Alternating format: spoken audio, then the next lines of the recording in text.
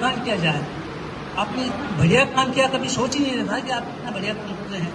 चेतना समिति के नाम पे शायद मेरा ख्याल है फुलेरा के सांबर के आसपास के किसी भी ऐसे क्षेत्र के अंदर कोई ऐसा प्रोग्राम मैंने देखा नहीं है।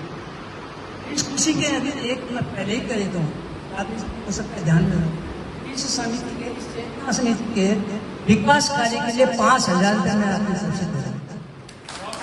विकास कार्य ये हम विचारधारा के ऊपर आए।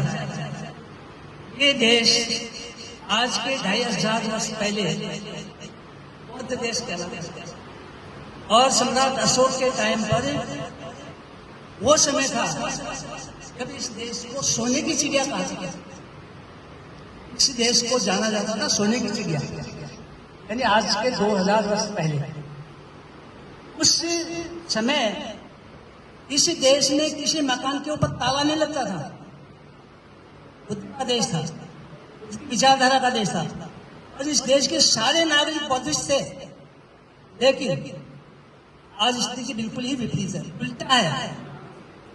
जिस देश को दुनिया के सारे देश बौद्धिस्ट कंट्री मानते हैं, यानी बुद्ध का देश मानते हैं, उस देश की क्या हालत है समझदार आदमी को सब पता है।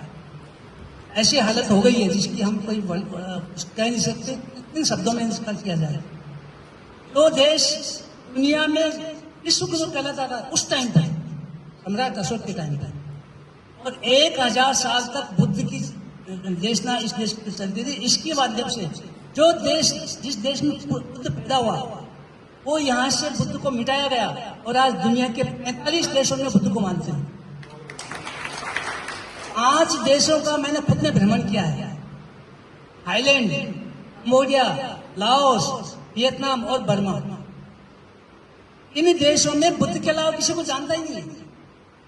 उस बुद्ध को तो यहाँ इस देश में पैदा हुआ और यहाँ बुद्ध को हम जानते नहीं हैं। और यही वजह है कि देश सब तरह से संपन्न होते हुए भी दुनिया के नक्शे के अंदर प्रॉपरली नहीं है बुद्ध देश के अंदर। यहाँ के प्रधान प्राइम मिनिस्टर जब भी विदेश में जाते हैं तो एक भाषा कहते हैं, मैं बुद्ध की भूमि से आया, बुद्ध की भूमि से।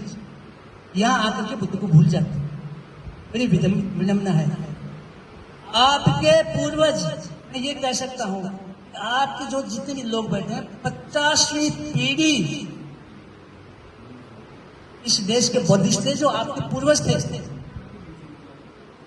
आप अपने पूर्वजों के धर्म को पहचानें, उस व्यवस्था को देखें।